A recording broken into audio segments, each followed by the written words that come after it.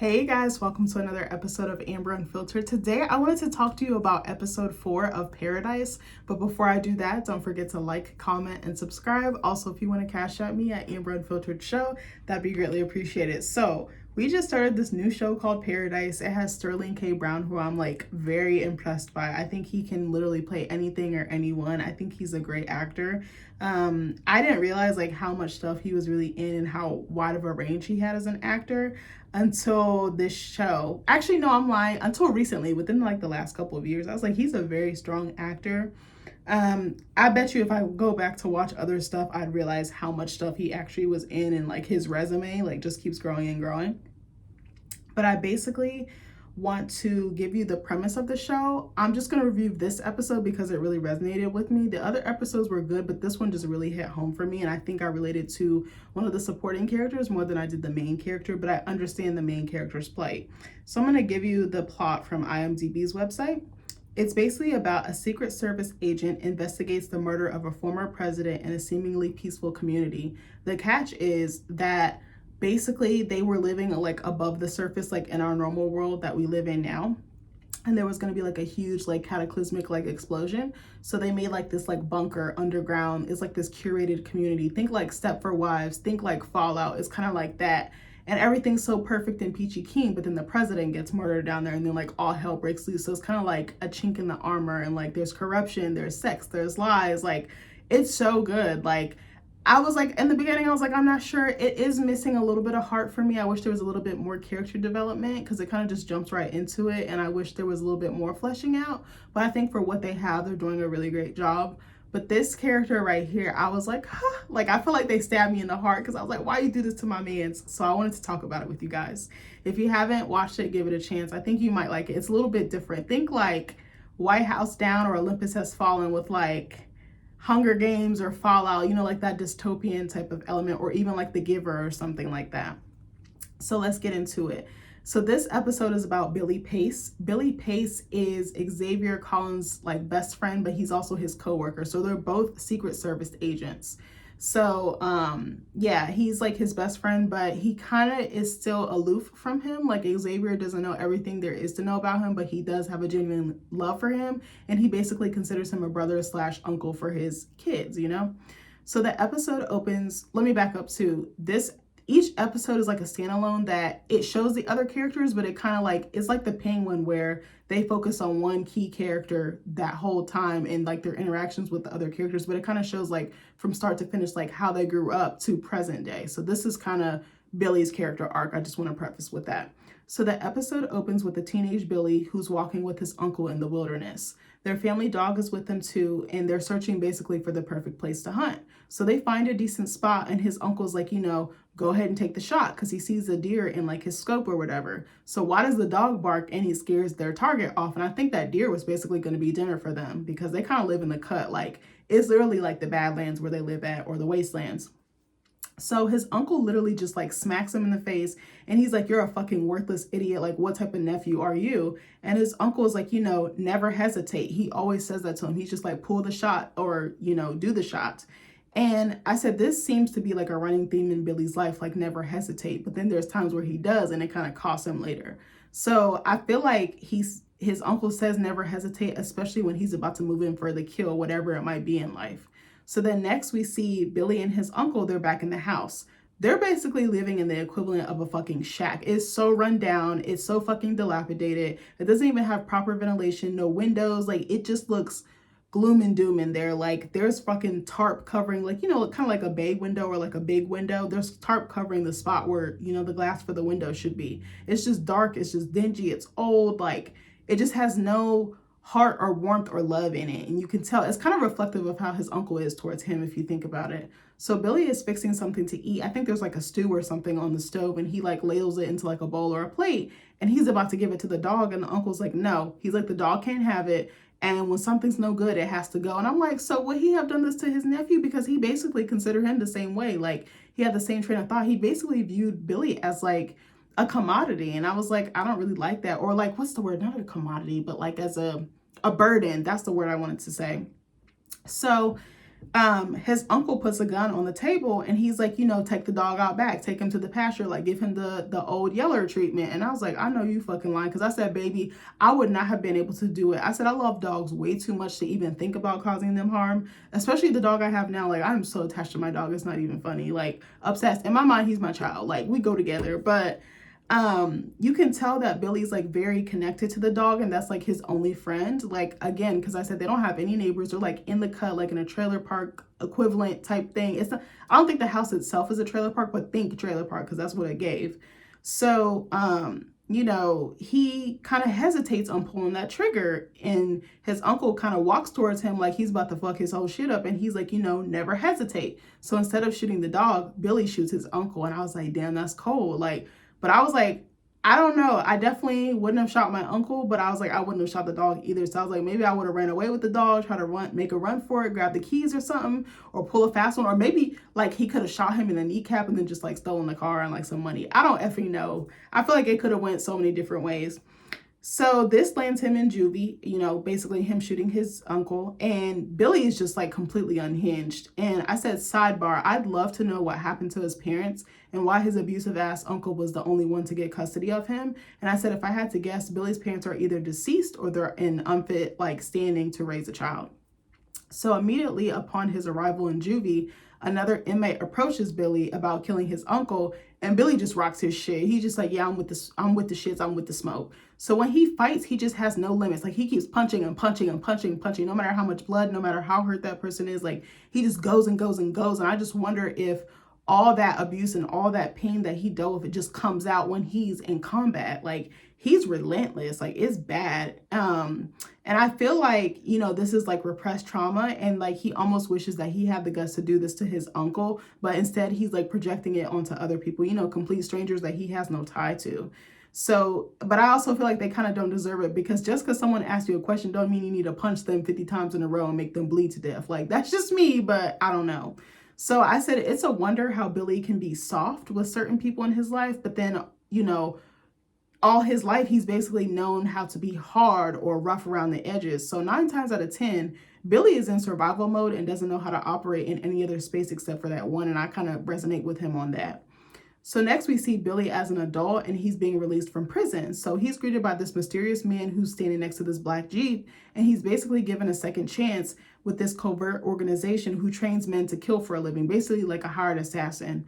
So Billy is then taken to this boot camp with other men who are basically cast out from society because of their dark past. They're kind of like the misfits that they can basically mold like clay or Play-Doh. The mysterious man that Billy met earlier says, you guys will get to travel, you guys will get to meet interesting people, and then you basically get to fuck their whole shit up and kill them. So I said, baby, what a hell of a selling point. I was like, I would have got the fuck out of Dodge so fast. So then a guy is brought out to them, and he's introduced as someone who used to be like them. It's like someone that's not one of the new like initiates. It's someone that's like already like been there. He's like been in the trenches. He's like been molded, and he's like this top killer or whatever. So the mysterious guy that brought Billy there to begin with is like, hey, who wants to fight this guy? Like, does anybody have any balls, basically? So no one at first, makes a move or moves a muscle. And then Billy's like, yeah, I'm with the shits. I volunteer as tribute. Before they can even be like 1, 2, 3, go, or whatever the case may be, Billy's just going ham. He's just walloping this guy. The same thing that he did in juvie was the same thing that he did there. So again, he literally does not stop until he sees blood. And I wonder if he thinks, if I show weakness, if I show softness, like someone's going to come for me, so I got to come for them first. I wonder if he does have that mentality. So then we see Billy in the woods, a little bit older, and he's hunting his next target. So the setting is so bleak. Like, there's snow on the ground. It just looks cold and lifeless. Like, he's kind of like in a war zone or like a zombie apocalypse. And he's about to shoot a deer that's kind of like just, grazing for food or whatever the case may be. And then Billy pulls the trigger and wakes up. So we see that he's having a nightmare, basically. So to him, it feels real. And I said it's almost like he can't separate his past from his present. And that's something that I can totally relate to, because sometimes my dreams are like a blend of my past and present. And they're like very scary. Like, they feel so real. It feels like so visceral. Like, I'm there, like in Divergent, when they would have like the simulations of like their fears, that's literally what my dreams and my nightmares feel like. Like, having PTSD is no fucking joke. Like, it is so like it just keeps you in a loop. It's like someone is just like has a remote and they're just like pressing rewind, like constantly, or stop, pause, but it's playing the same thing over and over and over again. And you just live it's like your mind is living back there, but your body is here. Like your mind is in the past, your body's in the present or the future. And it's so trippy. Like I wouldn't wish this on anybody because it's so hard to deal with. And like trying to explain it and like vocalize it is so difficult. So that's why I think I really resonate to this character, because I understand reliving it and feeling guilty and feeling like you can't move on and that you can't experience happiness because of what you went through or what you had to do in that time of survival, or when you were in a pinch, when things were scarce and you had to like hustle or do things out of your normal to get by. So I said it's clear that he has PTSD, and I'm not sure that he has healthy ways of coping with it. Hold on one second. I just want to take a sip of my little water. So then in real life, Billy wakes up and Jane is next to him. So Jane is one of his fellow coworkers that he's fallen in love with, and they've been sneaking around in secret, but it's really not a secret because they be flirting and kikiing and doing everything else there. So she's super chatty and chipper because they're having a carnival today. So while she's talking, Billy checks out of the conversation and he's still thinking about that deer that he was hunting in his dreams. So we see a flashback again of that same deer in the woods. And I said, I love the use of color here. It's like this blue-gray color, which kind of gives us the sense of his mood or his mental state. Excuse me. He's like basically drowning in his own darkness, his own pain that he's like banished himself to, I guess. And he fails to communicate this to anybody that he's close to. So then the camera pans to the tattoo that he has, and it's the logo of that organization he was brought into after he got out of prison. Remember the hired assassin or whatever. So Jane is like, what should I wear to the carnival? And she shows him 2 dresses. And he's like, if you wear either, our romance isn't really going to be secret at this point, like, or anymore. He's like, I'm not going to be able to keep my hands off of you. And I was like, ooh. Sidebar, I think the actor who plays him, he kind of cute. Other people might not think that, but I was like, he kind of fine a little bit. I told you I like older white men. I can't wait till Nick becomes like 37 or 47 because I'm gonna be like, I don't know, I'm crazy. Just don't listen to me. So the first time that Billy and Xavier meet, let me back up too. So this episode does flash back and forth a lot. I do want to preface that because it kind of builds or ties into the story. So it flashes back to the first time that Billy and Xavier meet. Xavier, again, is the main character. He's played by Sterling K. Brown. If you don't know who Sterling K. Brown is, he's been in This Is Us. He was in the first Black Panther. I'm trying to think. He was Killmonger's dad, I want to say. I'm trying to think, what else has he been? There was something else. He's been in American Fiction. There's so many things that he's been in, but those are the top things that come to mind. In American Fiction, he played Jeffrey Wright's brother. His brother was off the chain. That performance was so good. I was like, he should have gotten so many awards for that. I don't know if he won anything or nominated, but his performance in that was so good. So, again, like I said, the first time that Billy and Xavier meet is in the terminal right after the rest of the world blows up. So now they're below the surface, the top surface or surface world blew up. So Billy and his kids are checking in with security. It's kind of like a frantic airport. Like it's like a feeding frenzy. It's so crazy. They're checking people in, trying to figure out who survived, who hasn't. And this scene was actually sad. I didn't talk about it really in my notes, but I guess I'll touch on it a little bit. Xavier's wife unfortunately didn't make it, but they had 2 kids together. So they're checking in and the guy is asking Xavier, he's like, hey, what about your wife? And he's like, she didn't make it. And they just delete her out of the system. And he's like, it's like slow motion for him because I think he's still coming to terms with it. And he didn't have the time to really tell his kids. So that was when his kids found out, yeah, your mom's not alive anymore. And it was just so brutal. I was like, I feel his pain. That is such a huge loss. Who could have pictured something like this would have happened? So Billy locates him after Xavier and the kids are checked in by security. And Billy's like, I've been told to find you. We're supposed to be guiding people into their new homes, their new realities. And he's like, okay, bet. Let me get the kids situated and then I got you. So then it flashes to another scene that's it kind of flashes ahead, but it's still back in time from the present day, if that makes sense. So one of the first times that Billy and Xavier work on the president's detail together, because they're both assigned to take care of the president. They're like Secret Service for him, who's played by James Marsden, is the president. Also, I think James Marsden fine as hell too. He could get it too. I'm sorry. So they're securing the perimeter at a bar before the president arrives because he's at an event or something or on his way from an event and they're getting the bar secure. And I'm like, they're in a bunker. What is the worst that could happen? But I was like, hey, stranger things have happened. Also, will y'all be watching Stranger Things season 5? Let me know in the comments. So the bartender is like, would you guys like to try this really fine finger of bourbon? And immediately Billy's like, yeah, sign me up. And Xavier's like, no, bro, we're on duty. And I said, here we see one of Billy's flaws or weaknesses, which is alcohol. So even when he's on duty, Billy can't seem to say no to his one true vice. And I said, I'm going to go out on a limb and say Billy drinks to forget all the killing that he's done. And I said, if I had to guess, he's not only suffering from PTSD, but survivor's guilt as well. Because he does, I think it's very hard for him to have moments of happiness or joy because of everything that he's done in his past. But it's like, he didn't really have any other choice, I kind of feel like. So then the bartender is talking to Billy and Xavier, and he's like, have you guys been assigned a house since you came to live below the surface? And Xavier's like, yeah, I got me and my kids set up, or whatever the case may be. And Billy like basically echoes what he says. And he's like, I never had a house before. I rarely slept indoors. Because kind of going off his militant background, like he was always out in the field. He never really had a stable home, a stable place to lay his head. And that kind of made me sad for him because he deserved that. And I think he found it, but then later we find out it's kind of compromised.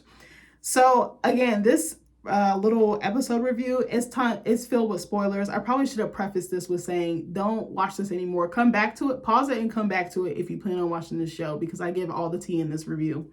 So that scene where he just said that he never had a house before and he rarely slept indoors, or that dialogue, it reminded me of The Blind Side with Sandra Bullock, Lily Collins, and Quentin Aaron. Y'all remember that was about Michael Oher, and he got adopted by the Tui family, I believe it was. I'm not sure if I said their last name correct. But remember the scene where Leanne shows Michael his bedroom that they fixed up for him, and he's like, I never had one before. And they're like, what? And he's like, a bed. I swear to God, it's like someone stabbed me in the heart. The first time I seen that scene, I cried like a baby because I was like, bro, that was me. I'm going to share something a little bit very personal. I don't want to throw anyone under the bus or anything, but this genuinely did happen. I remember we were down and out, and I was couch surfing and didn't have a stable place to sleep. We were bouncing around. And at one point I had to stay in another state to finish up school, without my parent. And that was really tough. And it kind of made me feel like that. Even though I had a bed, quote unquote, it wasn't mine. I had lost stuff in the process. Moving around so much, you tend to lose things because it's not organized. Sometimes you're just moving so fast that you don't even have time to get everything. You try to get the essentials. But I remember it was so bad at one point. I had to go to my guidance counselor and ask for food and get reduced or free lunch. And I was so humiliated. I remember when I would get the lunch and I would just give it to one of my friends because I was like, I can't believe I'm in this situation. But I remember when I got adopted by my mom, and her and my brother fixed up my bedroom one weekend. I went to see my dad and I wailed like a baby because, again, that same thing, something that's yours, that feels true to you, that has your signature, that has your style, that has you, your essence, your energy.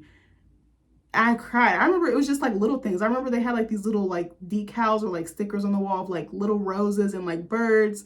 It was a nice bed, even the simple stuff a wastebasket or a trash can, a dresser, a TV. I was it had been so long since I had those things that it just broke me down because I was I really feel seen and I really feel like they care. I don't know what it was, but anyway, I just wanted to share that. That was probably an overshare, but that scene always touches my heart. So I said, what I noticed about Billy is that a lot of his basic needs were not met. He's had to literally fight for everything that he has and fight tooth and nail, till his body breaks, till his mind breaks, till his spirit breaks. And I was just oh, I can relate to this character so much.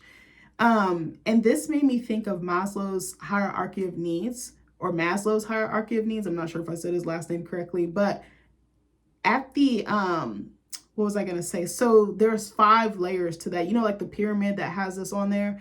There's physiological needs, safety and security, love and belonging, self-esteem, and self-actualization. So I said that the bottom 3 layers were not met early on in Billy's life, especially the food, water, warmth, rest, security, and safety, and intimate relationships with his friends. I feel his home life was so rocky. They didn't even know, it kind of gave the sense that they didn't even know when they were going to eat next. And I was wondering if his uncle even worked or anything like that. He kind of gave me he didn't, he'd be on disability or living very modestly because lack of resources, especially money or employment. And then security and safety, his uncle was always hitting him, always cutting him down. Not every little thing was under scrutiny. And then I don't feel he was safe there because, again, he was literally violating this little boy, just hitting him for any little thing. It was he expected Billy to be up here, but Billy didn't even know what the standard or threshold was. And I feel because where he lived, he was so isolated. I mean, he was friends, his only friendship was, or companionship was, with the dog. And dogs are amazing companions. I'm not taking that away from him, but he didn't have any human interaction. We love dogs on this channel, but it's like, you want that face-to-face, you want that heart-to-heart connection. And I think his uncle deprived him of that. That's why he was so cold. That's why he was shut off like a fucking light switch. So for a long time, Billy was alone, and his uncle abused him. Like, he just lived in complete and total isolation. So what do you think that does to someone's mind or their psyche? So, you know, I said that he begins to get these things, like his needs met below the surface, but because of his emotional outburst later in the episode, he loses these things at like the drop of a hat. So then the bartender tells them not to make him drink alone. You know, the bourbon that he was talking about earlier, he's like, it's the top of the line, like, have a drink with me. So Xavier's like, you know, go ahead, Billy, like, I'm gonna turn the other way and act like I didn't see anything. So Billy and the bartender basically do a toast, and they're like, cheers to the end of the world. So as they prepare to head out, Billy gets poured another shot, and they meet the president in like this like nice building, or like this nice conference room. It's like super elegant, like state of the art, whatever, high tech, whatever you want to say. So the president is practicing a speech that he's about to give the survivors of the explosion, and he doesn't seem to like it. And he's like, Billy, Xavier, like, tell me what you guys really think. Like, is this bullshit or not? So Billy's like, you know, be straight up with the people instead of going the like cheesy Hallmark card route. Like, don't say what you think they want to hear. Say the truth and speak from the heart. And I said, one thing I love about Billy's character is that he's very honest. Like, he's gonna tell you like straight up, straight no chaser, you know? And when the president leaves the room, Billy says to Xavier, I don't know about you, but I'd fuck him. And I was like so fucking weak, because I was like, that is such a Billy line to say. I just love the way that the actor portrayed this character. I just can't say that enough. Like, this was my favorite episode. It literally reminded me of Sophia Falcone, episode 4 in The Penguin, of like how much I grew to love her character because we got to see her journey. I really want to do a video on that, and I typed notes and then I never came back to it. And I was like, I want to give her the proper treatment that she deserves. Maybe in like the summer or something like that, I will come back and do it. Like, I want to do like my editing. I know my editing is very basic. I have like a very limited software, but I just want to like honor Sophia in like the best way, because the actress who plays her, she did a magnificent job. Kristen Milioti, like, I don't know why she's not sweeping award season. It's pissing me off. But anyway, I digress. Hold on one second. I need something else to drink. I said something else, like I have another drink. I don't know. Another sip, I meant.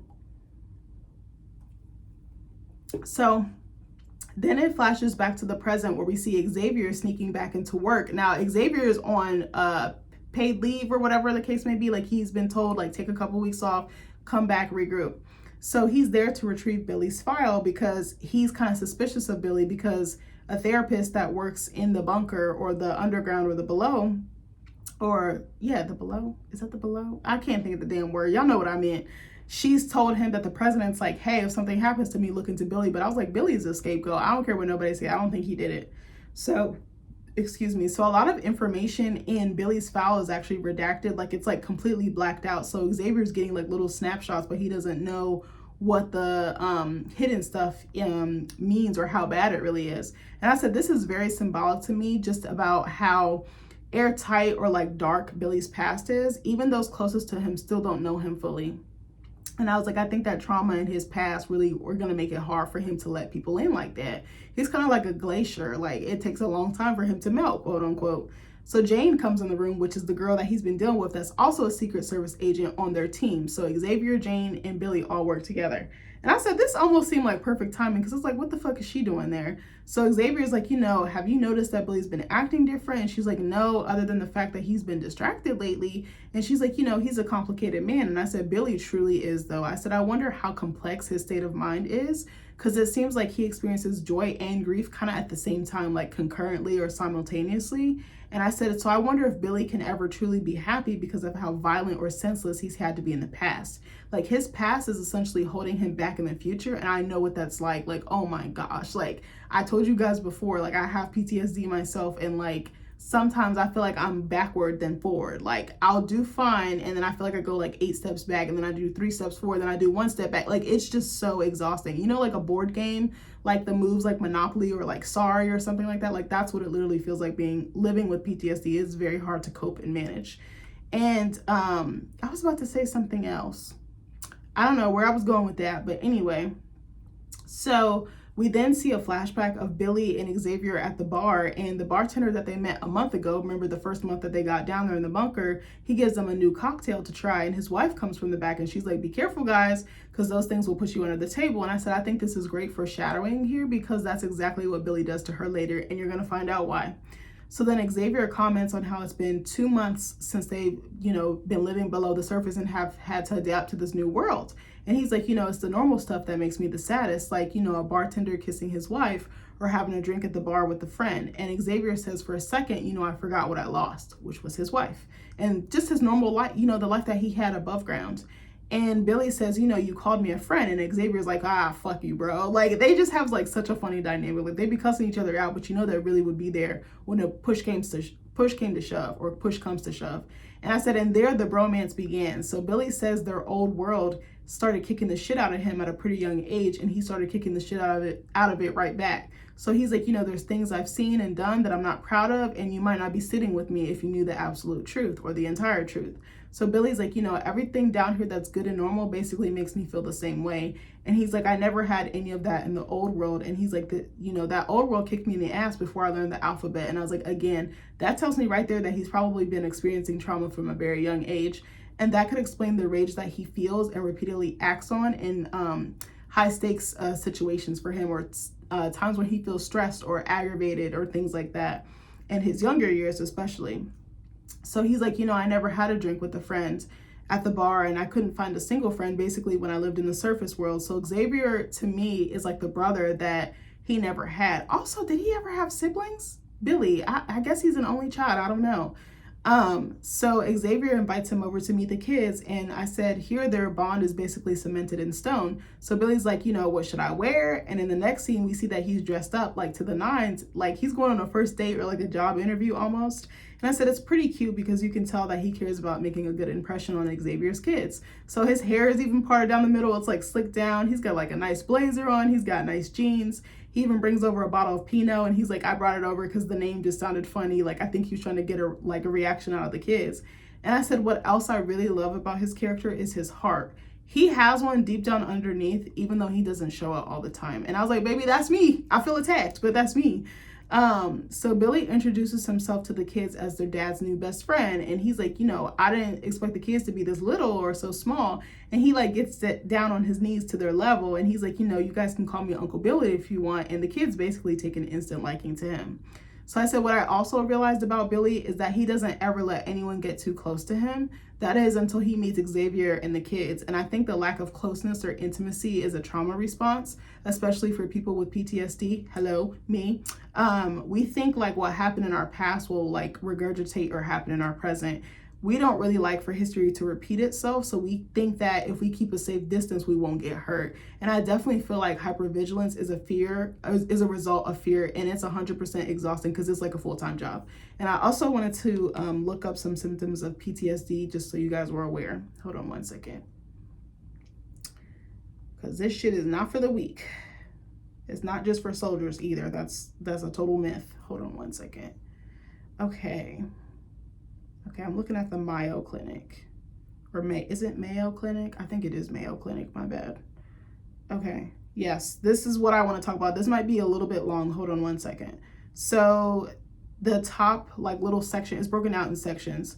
So the first one is intrusive memories, which is what I just talked about earlier. Sometimes they can manifest as dreams or they can manifest in real time, but a lot of mine tend to happen when I'm sleeping. So symptoms of intrusive memories may include unwanted, distressing memories of a traumatic event that come back over and over again, reliving a traumatic event as if it were happening again, also known as flashbacks, upsetting dreams or nightmares about a traumatic event, severe emotional distress or physical reactions to something that reminds you of a traumatic event. That last bullet point, baby, that's me. I'm still working through it. So then they have a section for avoidance. Symptoms of avoidance may include trying not to think or talk about a traumatic event, or staying away from places, activities, or people that remind you of a traumatic event. Definitely me. There's another section that says negative changes in thinking and mood. And I think this is one of my biggest things I struggle with, and just like visceral reactions to stuff as it happens, like very emotional. I think it's like not being able to manage my emotions that I really struggle with, and I'm trying to get more in front of it. So symptoms of negative changes in thinking and mood may include negative thoughts about yourself, other people, or the world. I have them all the time. It's so annoying because they're so intrusive, and I'm like, I need to be more mindful. I need to get more in front of it. And I need to fight more. But it's like, who wants to fight yourself? You're like in a battle with your own mind. Like, that's so crazy to me. So ongoing negative emotions of fear, blame, guilt, anger, shame, been there, done that. I got the t-shirt. Memory problems, including not remembering the important aspects of a traumatic event. And I definitely feel like that's me, because some stuff I'm like very sharp and I remember like clear as day. And then some is just like black. Like I told you guys with the holidays, I don't know what it is. It's like my body just like it just like dredges up a memory. And it's like, okay, put this tape in. And my body is just like, it knows from the previous year, like just shut down, just be mad, just be upset, just be moody, just be whatever. Like, I don't know what, like, I can't remember anything specific really, but it's like splotchy in some places. Feeling detached from family and friends. I definitely feel this all the time. And it's so hard to convey this. And I'm trying to do better about like actually being present and showing up to stuff, because I have a bad habit of canceling if I'm feeling like this. And I put stuff in my head like, oh, they don't love me, or oh, they don't care about me, or oh, I'm not that important. And it's like, these are all literally lies, bro. Like, why are you telling yourself the worst things about the people that actually love you and show up for you? Not being interested in activities you once enjoyed. Writing, I feel like that happens to me all the time with my writing. That's why I'm not consistent, but I'm trying to get through it. Having a hard time feeling positive emotions, bro, that's a big one. Feeling emotionally numb. And then this last one I want to talk about, changes in physical and emotional reactions. So symptoms of changes in physical and emotional reactions, also called arousal symptoms, may include being easily startled or frightened, always being on guard for danger, self-destructive behavior such as drinking too much or driving too fast, trouble sleeping, trouble concentrating, irritability, angry outbursts, or aggressive behavior. Bro, that's me. I just get irritated by the quickest thing. Like, I've been feeling so bad for my husband because I'm like, bro, all he did was exist and I'm just over here being a dick. And physical reactions such as sweating, rapid breathing, fast heartbeat, or shaking. Like, it's a lot. It's really a lot. Like, check on your friends that got PTSD. Check on your family that got PTSD, because it's not for the weak, like I said. So then back to the episode. So Bill and Jane, or hold on one second. I said Bill. It's Billy. Hold on one second.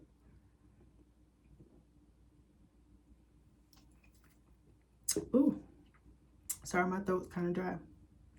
So Billy and Jane arrive at the carnival and they're approached by Agent Robinson, who asked Jane, what the fuck are you wearing? And Jane is like, my carnival outfit. She's like, girl, I'm off duty. Like, I'm gonna let these titties hang out for free. So Agent Robinson tells Billy that Xavier is on Sinatra's radar and that's not a place that he wants to be. So Jane blows a kiss at him and Billy catches it on his heart. As he walks away, she smiles and then her smile quickly fades. So she's like, and I was like, I don't trust that bitch. So Jane quickly pulls her cover up. She's got like this like jean like top over her dress and she pulls it over. And I'm like, to me, that suggests that she's hiding something. Like she blows the kiss. She's like, and he's like catches it with his heart. And I'm just like, oh, she's about to get him. She about to get him. As my second time watching this around, I'm like, oh, she really about to get my mans. And I was like, I hate that for him. So I said, I just have one question. Was this foreshadowing? Because if so, it was well placed. So Xavier is walking with James to the Ferris wheel and sees Sinatra, Billy, and Agent Robinson having a private conversation. I'm like, why the fuck would you do this at the carnival? Like, it's a public place. You don't think people will put two and two together? Like, they are so fucking dumb. So then we see Billy approach Presley and he's like, have you seen your dad around? And he's like, who do I need to kill? Because he can tell she's off her game because she's like throwing footballs. She's playing like one of those carnival games where like you shoot in the hoop or the goal or whatever. And she's not really making anything in. She's just throwing it just to throw it to kind of like let some steam off. So he's like, is this the president's kid again with the annoying hair that you're so worked up about? And Presley's like, his hair is not annoying. I thought her and the president's son was cute together. I was like, not a little swirl. So then Presley asked Billy how he knew what was up with her and the president's son, who I believe is named Jeremy. And Billy's like, you guys couldn't be more obvious if you tried. And noticing things is what I do for a living. I was like, true. She calls him out and she's like, so you and Jane aren't obvious either? Because like him and Jane are supposed to be keeping it on the low, but they're making it so obvious. Kissing on the job, sleeping on the job, fucking on the job, playing Wii on the job. I was like, this is so ghetto. I was like, if they was black, they would have been fired. He's like, oh, you noticed that, like you peeped the game. And she's like, noticing things is what I do for a living. So then Billy tells Presley about a night with Jane playing the Wii and how he basically told Jane that he had feelings for her. And he was like, basically thinking to himself, like, the world blew up. Like, what do I have to lose? Like, what am I scared of? Just go for it. And he's like, before I never told a woman how I really felt about her or how deeply I felt for her. And Billy is like, I told Jane, look, I think I like you. I think you like me. You knocked me out, because they were playing like a fight game on the Wii. And I was like, oh, this is so cute. And then, of course, Presley's talking shit at him like, that was your line. That was what you used to pull her in. So then Billy gives Presley a game about Jeremy, and he's like, never hesitate. Like, go ahead and shoot your shot. You don't know if you don't try. And then he proceeds to make a shot into the goal using one of the footballs. So then he wins a stuffed animal and says, the offer to break Jeremy's arm is still on the table. So to me, this shows his protective side and how he's willing to go to bat for the ones that he loves. And I love the fact that he treats Xavier's kids like they're his kids, even though he's not a dad. And I just love that Billy's a part of their small but very mighty village. I love that. He's like their protector. So then we see Xavier stop and stare at an engraving, because Xavier's kind of walking around the carnival or like the fairgrounds. He's staring at this engraving, and it flashes back in time. So Xavier, Billy, and the president are all drinking at the bar, just kind of hanging out while the president drinks. And it's the third month of them living underground. And the president is like, is like, this is depressing. You think people will be happy that they basically got a second chance to live and that they survived the explosion. And the president is like, Billy, what's up everyone's ass? And he's like, baby, I don't know, but I'm happy as a pig and shit. I said, I'm dying. So then the president comments, but I noticed that Xavier's not happy. So Billy's like, he lost someone. And the bartender's wife offers to pour the president another drink. And he's like, keep them coming until I tell you to stop. So he's like, wait a second, don't you work for me? And she's like, yes, I help my husband out at the bar, like when it's busy. And the president is like, how fucking sweet is that? And then he turns back to Billy, and he's like, so that's it? Like, everyone lost someone and there's no way to move forward. There's no way to fix it. And Billy is like, it's the not knowing, sir. And the president says, not knowing, like up there? And the president is like, or no, let me back up. Billy's like, you guys say it's all gone, but we don't know that for fact. Like, we don't know that for sure. And the president is like, it is gone. So then he's like, we have no communication. It's all fried up there. And any gauge readings show, if we do get readings, they show limited signs of viable life. At best, anything that's left out there is fighting to survive, desperate and basically starving, like on the brink of death. So Xavier's like, could people have survived, and could somebody be okay up there? And I said, I feel like Billy and Xavier made the president think twice about the land being inhabitable, which is why I think the president was killed. Actually, I'm not going to take credit for that. My husband said that. And as he was like saying it, I had thought it like for a second before that, because the president gets killed in like the first or second episode. So Xavier says, it's the nothing basically saying that it haunts him. And the president's like, and he you can see the wheels turning. So then we see Billy, Xavier, and the kids watching a press conference that the president is giving. And they're basically going to send 4 explorers up to the surface to see if it's inhabitable. So their picture is being taken, which is the engraving that Xavier was looking at in the present day at the carnival. So I have a little bit more to go, guys. I'm sorry that this is long. So in present day, Billy and Xavier finally connect. So Billy tells Xavier to back off because Sinatra is basically onto him. Like, she's got all eyes on him. It's like Hawkeye or Eagle Eye in this bitch. So Billy's like, why the fuck are you snooping in my file? And Xavier's like, so why the fuck did you tell me you were at work when you were still at home? There's some stuff that I skipped in here because I didn't feel it was as important. But there was a scene where Xavier had texted him and he blew him off. So Xavier went to his house, saw he was home, but then Billy said, oh, I'm at work. Like, I'm on duty. So here we kind of see the cracks in their relationship begin to emerge. And Billy says, Jane was over and I didn't want you to know we were together. So Xavier's like, cut the fucking shit, because I already knew something was going on between them. Sidebar, I laughed so fucking hard when Billy said cut the shit, because I said that is the whitest fucking saying I've ever heard. I said, ain't no black people saying that, but I guess I am today. So, like, I was literally laughing for like 5 minutes straight, and my husband was looking at me like, bitch, you okay? Like, you ever just get laughing fits? Like, I be laughing at the craziest stuff. Like, my sense of humor is so twisted. Like, it's insane. So, Xavier's like, did you stop the security cameras the night of the president's murder? Because there was a gap in the footage, the security footage, the night that he got murdered. And Billy was on duty that night, but he had fallen asleep. I was like, this is so ghetto. Billy should have been fired. So Billy's like, I already explained myself to Agent Robinson. And then Xavier comes right out with it. And he's like, did you kill the president? And this immediately pisses Billy off. And I don't blame him. He cusses a hysterical Xavier out. And Xavier's like, I took you in. I brought you to my house. I brought you to my kids. Like, you're basically family. Like, how could you do this to me? And Billy's like, Xavier's he's like, your kids are my kids. Like, they're my world. Like, And I said, and I truly believe that they are based on what happens in the next scene. So Billy's like, I followed them around to make sure that they're okay and that they're the only things that matter to him in this fucking place. Like, they're all he has. And you can tell he's telling the truth because of how emotional and just like passionate he's getting. And I said, the writers really try to throw us off track by making it seem like Billy was the bad guy when in reality, he's a good guy or the good guy. And I said, his past might be dark, but whose isn't? Baby, we all got a past.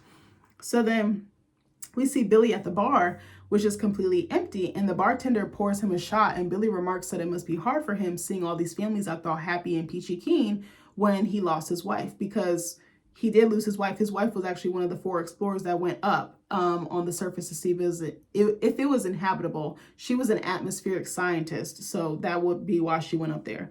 So the bartender admits every day is a tough day without her, basically living without his wife and living in grief mode all the time. And hold on, I gotta skip some of this because I kind of just said it. So he's like, I begged my wife not to go because I thought it was a SUICIDE mission. And we see Billy checking out of the conversation with the bartender, similar to how he did with Jane earlier that morning. So the image of him hunting the deer in the wilderness comes back on screen again. In the memory, we see Billy set his sights on another target, but it doesn't show us what it is specifically. So in the memory, he shoots 3 or 4 times, but again, we still don't see what he shot. So the bartender offers to close out his tab, and Billy jokingly tells him to put it on his platinum card. And Billy stops to look at a picture of the bartender's wife that's kind of got like these fresh, beautiful flowers around it, almost like a shrine or like a grave or a headstone. So the target in his memory was actually the bartender's wife, the lady's picture that he's looking at right now. I said, God damn, they got me with this storyline. I was like, I love it. I loved how complex it was and just like emotional. So we see him back in the past, walking to the targets that he shot, which were the 4 explorers that were sent up to the surface to see if it was inhabitable for the rest of mankind. So the bartender's wife was still alive, actually, and she was crawling away, and she's like begging for her life, but Billy ain't trying to hear that. He's just following orders. So she's like, the rest of the community or constituents need to know that it's not what we thought, that there is life up here and we can survive and we can rebuild. So she's like, the air is breathable, and Billy just takes a final shot. He's not trying to hear nothing she has to say. And I said, I guess here he was never hesitating, just like his uncle said. Do y'all remember that scene? I know it's not exactly the same. I think at the end of Avatar, The Way of Water, where Neteyam had died and Jake and Neytiri visited him in like the afterlife using like not the tree of Awa, but it was like that. It was like underwater. It was like the equivalent of the tree of Awa. So remember when Jake was like, hold that, he was like, like hold the bow and like look for the fish, like you got to be slow and steady. And Neteyam was like, right there, like just like you said. That's kind of what it reminded me of with this scene. I don't know why I thought of that, but that was one of my favorite scenes. And even when Neytiri is wearing like that beautiful headpiece and she's got like the black, like chalky, like coal on her face, like looking up and like tears are coming down her eyes because at least she knows she can visit her son in heaven. Like, oh my God, I don't know why that brought that memory back, but I actually thought about using Neteyam as like a boy's middle name, but I was like, I don't know, nobody will be able to pronounce it, but I want our kids to have like names that kind of reflect both heritages. And I always thought like I wanted our kids to have like very like Black or African or whatever the case may be, middle names. That was going to be like kind of like my caveat with that. But anyway, so then Paradise is the name of the show, pans back to present day with this like really gorgeous, eerie like score. Like the music and like scores and like soundtracks are very critical, I feel like, to shows and movies. Like I can't stress that enough. So we see a close-up of Billy, whose blue eyes are basically, they're like full of emotion. They're full of tears.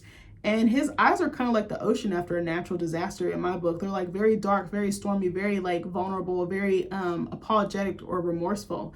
And he kind of looks at the photo of he looks at the photo of the bartender's wife one last time. And you can tell he's about to break down right then and there.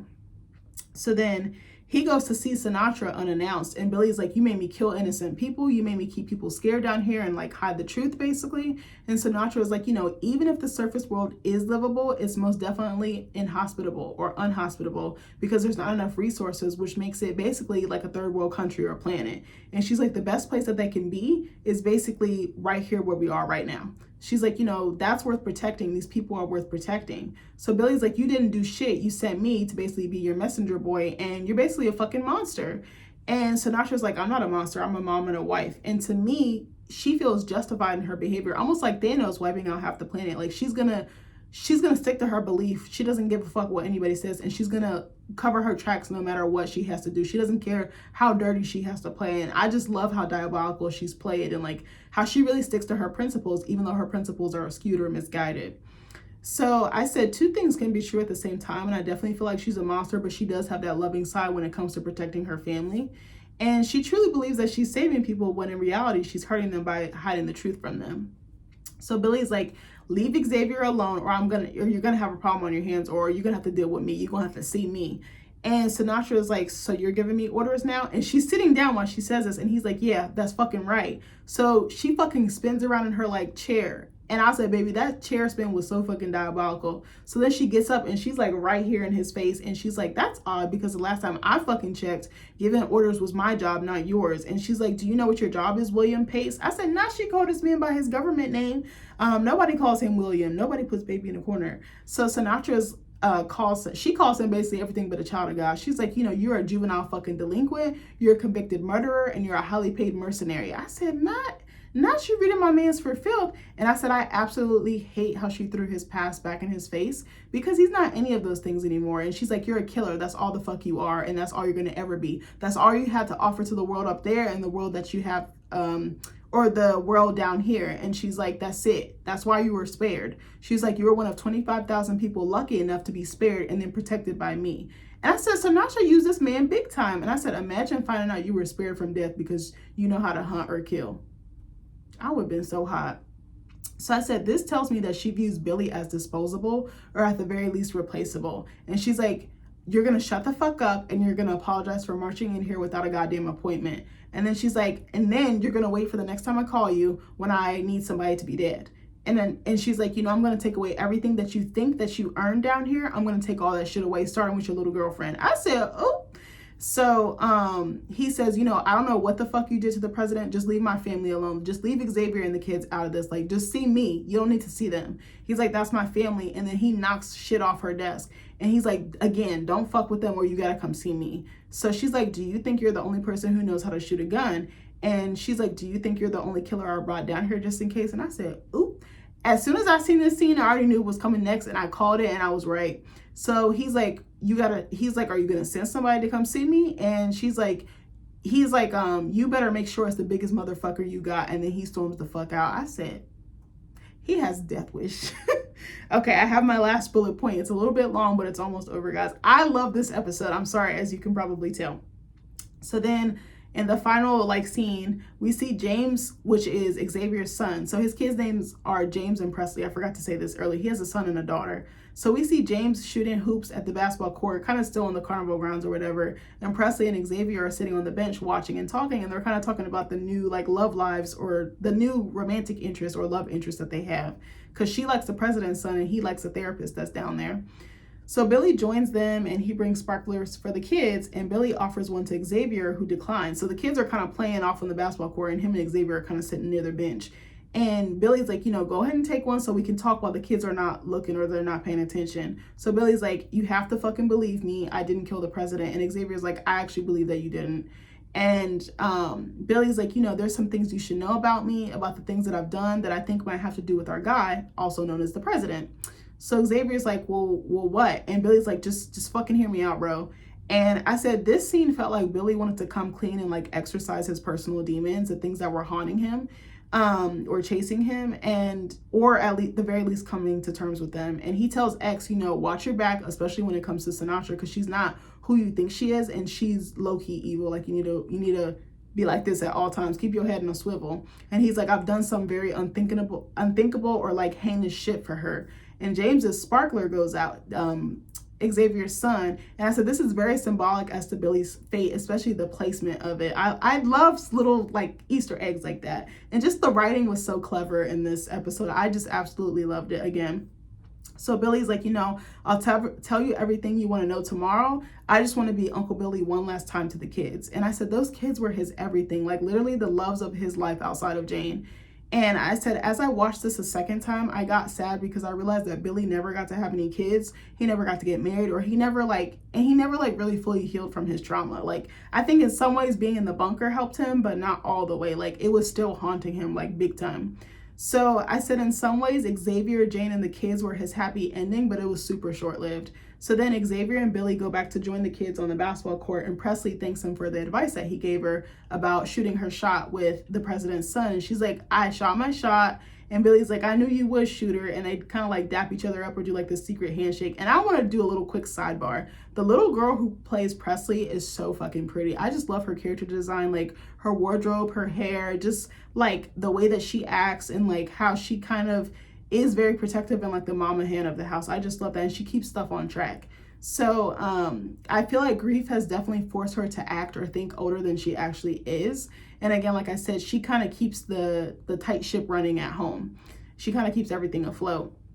So Billy and Presley kind of take turns roasting Xavier, and Billy walks home. So then he gets home and Jane is sitting alone at the table.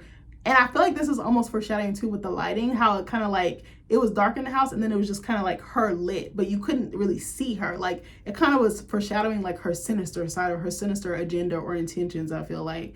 So what was I gonna say? He apologizes to Jane for the day not going as planned, because she's like, you know, she had mentioned earlier, like, I want to do fake tattoos, I want to go on all the rides, I want to do the sparklers, like I want to do all the things, but they didn't get to do it. So then he brings her a sparkler and she's like, oh God, my parents not paying me attention really paid off in this relationship, because it's the little things that I'm getting like so swept up for, like cheesy about. And so they kiss. And there's a beer on the table, and he's like, you know, are you going to finish that? And she says, no. This fucking scene broke my heart. I was like, this fucking stabbed me in the heart, baby, because that's what y'all doing. I was like, these writers know exactly what the fuck they're doing. So then he picks up the like remaining, or like the bottle, like to drink the rest of the beer. And he starts to polish it off. So she's kind of picking at a funnel cake, but she doesn't seem like her normal, like cheery, like bubbly self. And I was like, something's up, baby. And I was like, okay, I'm not gonna ruin it yet. So a cover of Every Rose Has Its Thorn is playing. And what Billy doesn't realize is Jane is his fucking thorn. So he just made the mistake of thinking that she was a rose, which we're about to find out why in a minute. So he tells Jane about the advice that he gave Presley about shooting her shot. And he's like, you know, she's getting older. I'm so glad she can still come to me and she still feels comfortable with me to share this type of stuff with me. And he begins to like choke or gag. And then he like falls out of his chair onto the floor. This guy is big. He's like 6 foot and he's got a little bit of muscle on him, you know, a little bit of meat. So she's fucking licking her fingers because she's eating a funnel cake. Like, she doesn't even see he's in pain. Like, he choking. She just like, you know, like, I'm good. Like, pick up this drink or whatever. You know, I was like, that's not a normal response. I was like, yeah, she had something to do with that shit. So I said, this is so fucking cold. So Jane pulls gloves from her pockets as he's basically like seizing up on the floor. And she pulls out a container or a bottle of pills and she lays them out next to the beer. So I'm wondering if she's going to make it look like it's an unalive situation. And Jane comes over and crouches down in front of a dying Billy and says, you told her to send the biggest motherfucker she had. I'm it, baby. I said, I know you motherfucking lying. But I was like, what better person than the person you're sleeping with to kill you? I was like, that was genius. Like, I had called it. I was like, I'm pretty sure the girlfriend, I was like, she's too fucking nice. I was like, she's not as innocent or like doe-eyed or like Bambi. I was like, something's off with her. Like, I fucking knew it. So I said, the way that all the affection for him is gone in her eyes, it's just so fucking cold. I said, that was such a bait and switch, and I love that. I said, she wasn't as innocent or naive, again, as we thought she was. I said, this is great acting, great directing, great writing. I believe that Sterling K. Brown also helped produce this. Great direction in this episode. Just the storytelling alone was just so magnificent. Using the fucking girlfriend to take him out is nasty work. And I said, baby, Sinatra is truly diabolical. I was like, once Xavier figures out that they did this to him, he's gonna go fucking ham. Like, all bets are fucking off. I was like, Xavier can't trust nobody. And the one person he could trust, he fell out with and then made up with, and then boom, he's gone. Like, it was so good. But I had so many similarities with this character. Obviously, I'm not a hired killer or anything like that, but the PTSD, the mental aspect part of it, trying to find joy in my current life when like things from the past kind of keep bubbling up and surfacing, like that was something so relatable. But also like his heart, because I think even though I can be very tough on the outside, I think my interior is very pure and I have like a good heart. But I think that I find it difficult to show that because I'm like, I don't want to leave room for some shit to pop off, but it's like I feel like I'm always living like the shoe is gonna fall off the other foot, and I just have to stop doing that. Like, it's so hard. Like, it's gonna take me a long time to get there, but at least I'm mindful about it. But let me know if you guys want to check out the show. If you don't, like, I understand, but I think at first I was like, I kind of want to give up on this, because like we had been watching the first couple of episodes and I was like, I'm not sure, but it progressively gets better, I think. So give it a chance. Let me know what you think. I hope you guys like this review, and I'll see you in the next video. Love you guys. Bye.